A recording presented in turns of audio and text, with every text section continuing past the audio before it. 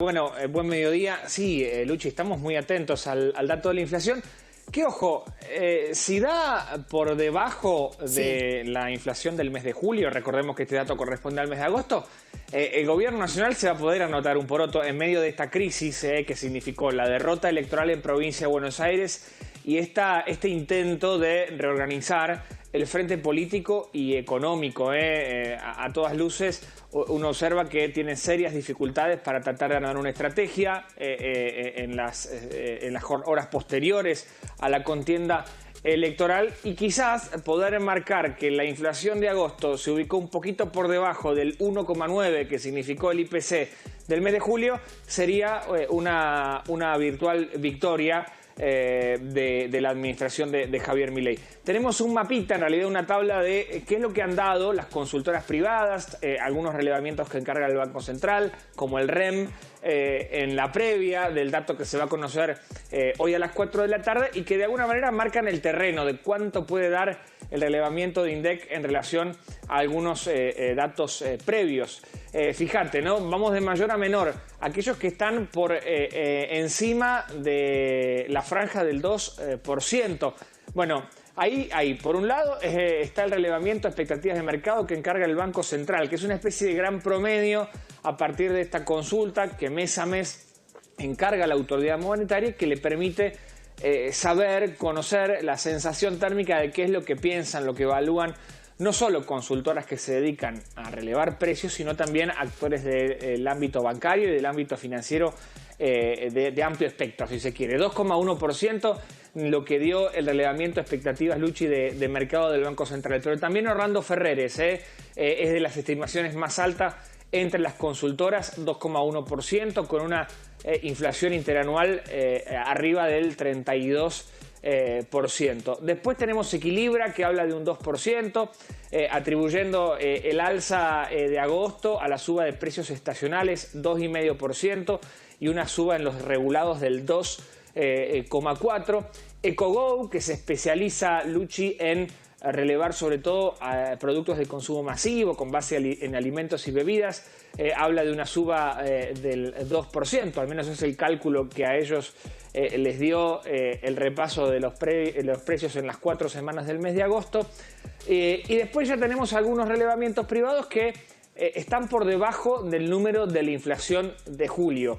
Seguramente, si se reproducen algunos de estos datos que vamos a leer a continuación, el gobierno, te anticipo que estará saltando en una pata después de las derrotas, ¿no?, que significaron sobre todo el resultado electoral en provincia de Buenos Aires y también el desbarajuste que significó el mercado en las primeras 48 horas de esta semana. Sí. Vemos estos números que obviamente si pensamos lo que fue la finalización de la gestión del gobierno anterior a nivel nacional, que terminamos con una inflación de 2 dígitos, estamos en una situación ideal. La gente ya empezó a tener esa sensación de un número de inflación que no refleja la realidad que vive día a día, o por lo menos que vive el bolsillo de la gente día a día.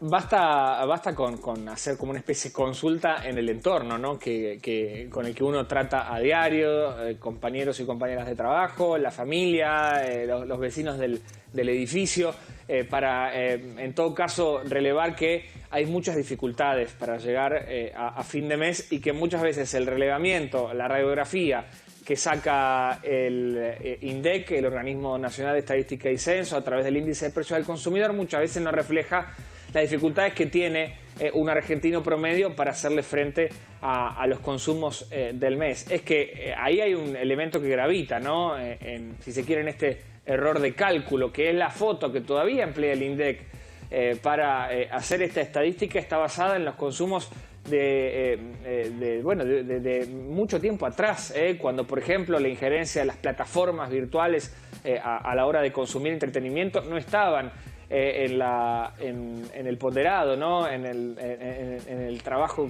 con la encuesta que se hace. Bueno, realmente esa es una dificultad grande. También hay quienes insisten en que el INDEC hoy puede estar haciendo un relevamiento sesgado ya con una trama política detrás, ¿no?, con una injerencia que de alguna manera adultera o puede adulterar los números. Esto no está comprobado, tampoco hay denuncias. En el pasado sí se ha objetado en varias ocasiones el resultado del organismo, de los datos que ofrecía el organismo. Hoy no está sucediendo eso, más allá de este planteo que vos hacés y que es común, Luchi, a lo que van diciendo muchos argentinos, ¿no? Me parece que eso también es un elemento que ha gravitado y fuertemente en el resultado electoral de Provincia de Buenos Aires, que La Libertad Avanza no se veía Y venir. después también, Pato, 1,8... Perdón Sí. que te interrumpa, pero me parece importante también, hablando hoy que vamos a conocer esto, también esta cuestión de, por un lado, sirve porque muchas cosas, muchos aumentos se calculan con el índice de inflación. Desde la cuestión de los alquileres, se ajustan un montón, pero por otro lado no refleja la realidad que vive el bolsillo de la gente a la hora de, por ejemplo, discutir sueldos. Sin dudas, desde ya hace varios meses estamos asistiendo a que los sueldos, solo algunos privilegiados pueden empardar, a veces superar la curva de la inflación, pero hay otras actividades que vienen siguiendo por detrás la evolución de los precios, más allá de que la variación mes a mes cada vez es más exigua. Venimos con una curva levemente ascendente después de lo que significó el salto de marzo, que habíamos tenido respecto de febrero 2,4, en marzo saltó 3,7, bajó 2,8 en abril, después un salto muy importante hacia abajo en mayo del 1,5%, y tanto junio como julio fueron datos ascendentes. En junio 1,6, en julio 1,9. Y bueno, si hoy, por ejemplo, el gobierno nacional con el dato del INDEC lograra un 1,8%, insisto, estarían festejando. Hay algunos indicios que así lo reflejan, sobre todo relevamientos privados. Analítica te decía, un 1,8, impulsada por gastos en educación y combustibles, pero moderada por comportamiento de alimentos. Libertad y Progreso 1,7.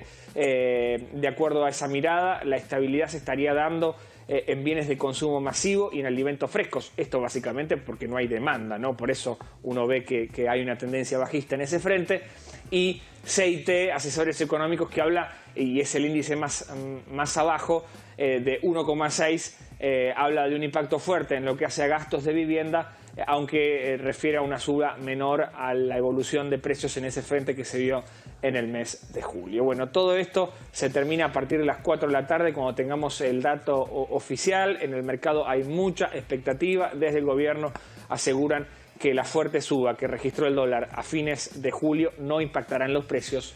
Veremos ese resultado en un rato nada más. Bueno, veremos cuál es el número final y lo vamos a estar charlando seguramente mañana al mediodía. Así es, Luchi, estaremos atentos. A partir de las 4, casi que está programado la difusión del Twitter de forma automática. A las 4 en punto se conoce el dato y lo estaremos analizando aquí en RTS Noticias. Gracias, Pato. Un abrazo, buena tarde. Pato Doval, entonces, en la previa de lo que será esta tarde a las 4 de la tarde, conocer el índice de inflación del mes de agosto.